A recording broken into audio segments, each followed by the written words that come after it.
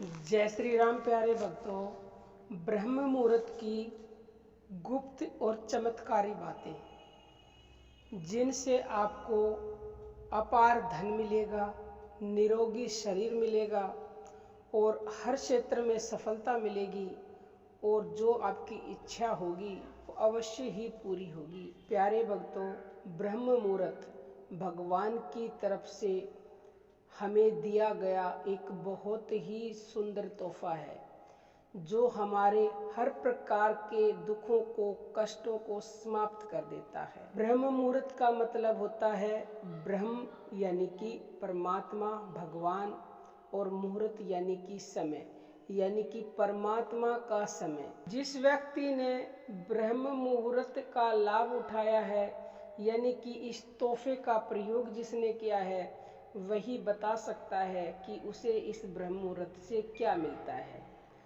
ब्रह्म मुहूर्त का हम कई वीडियो में बता चुके हैं।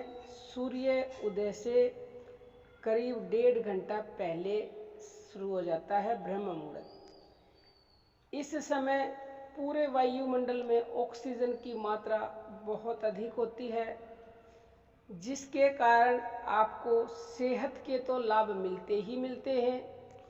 इस समय भजन, ध्यान, नाम जप करने से आपके अंदर कुछ दैविक शक्तियां जागृत होती हैं जो आपके हर दिन के काम को कुछ अलग और अच्छे तरीके से करने में सहायता करती हैं। वास्तव में आज की कठिनाइयों का कारण ही यह है कि हम अपने आप को पहचान नहीं पाते।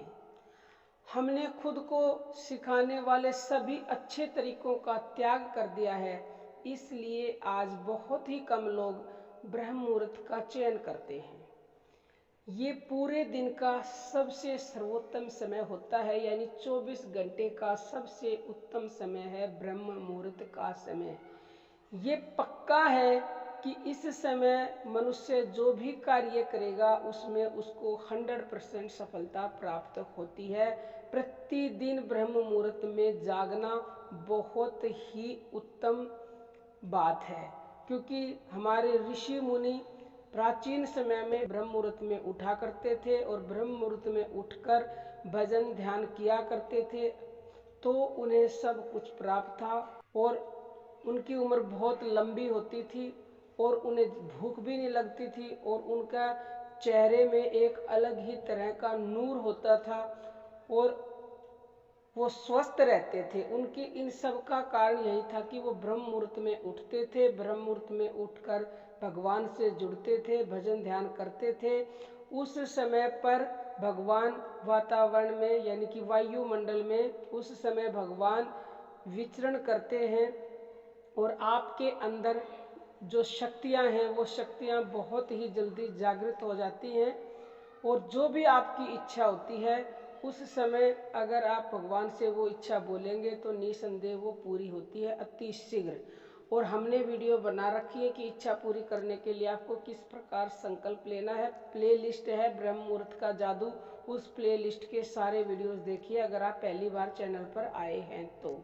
अगर कोई इंसान चाहता है कि उसके सारे सपने पूरे हो जाएं तो वो संकल्प ले कि प्रतिदिन उसे ब्रह्म मुहूर्त में उठना है और ब्रह्म मुहूर्त में उठकर भगवान से जुड़ता है। अगर कोई मनुष्य अपने आप ही उठ जाता है तो उसके ऊपर तो समझ लीजिए परम की परम कृपा है। मनुष्य ब्रह्म मुहूर्त में अपने आप उठ जाता है, उसे भगवान स्वयं चुन लेते हैं, लेकिन जुड़ना आपको ईश्वर से पड़ेगा। ये नहीं है कि और कुछ काम में लग जाओ। पहले भगवान का ध्यान भजन करना है, पूजा करनी है, उसके बाद दूसरा काम करना है। और जो हमने प्रार्थना का वीडियो डाल रखा उस प्रार्थना को सबसे पहले आपको करना है।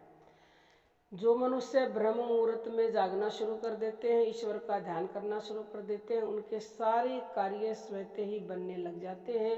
उनको हर क्षेत्र में सफलता प्राप्त होती है और उनको अपार धन की प्राप्ति होती है, सुख शांति मिलता है, परमात्मा की कृपा मिलती है।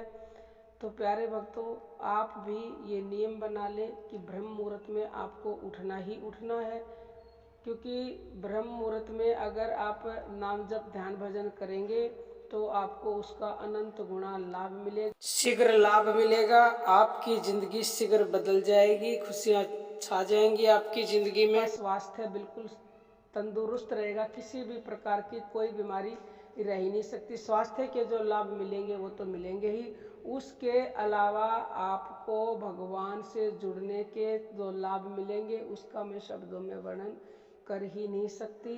तो आप ये बिल्कुल अपने दिमाग में सेट कर ले कि हमें ब्रह्म मुहूर्त में उठना है। अब कमेंट आते हैं कि सर्दियों में कौन उठेगा ब्रह्म मुहूर्त में। ब्रह्म मुहूर्त में सर्दियों में वो उठेगा जिसके ऊपर परम की परम कृपा है। अब प्यासा कुएं के पास जाएगा ना, कुआं प्यासे के पास थोड़ी आएगा। आप प्यासे हो, आपको अपनी इच्छाएं पूरी करवानी है, आपको सफलता चाहिए, धन चाहिए, इज्जत चाहिए, शोहरत चाहिए, तो आप उठो और आप उठ के भगवान से जुड़ो। धन्य है वो आपकी, भगवान ने ये आपको मानव शरीर दिया है और उसने आपको जना दिया कि ब्रह्म मुहूर्त क्या होता है। अब उससे आप लाभ ना उठाओगे तो फिर प्यारे भक्तों ये तो कहना नहीं होगा कि जो ना लाभ उठाएगा उसकी ही मूर्खता है। बाकी प्यारे भक्तों, अर्जी हमारी मर्जी आपकी। अब हम अपनी वाणी को विराम देते हैं। जय श्री राम प्यारे भक्तों।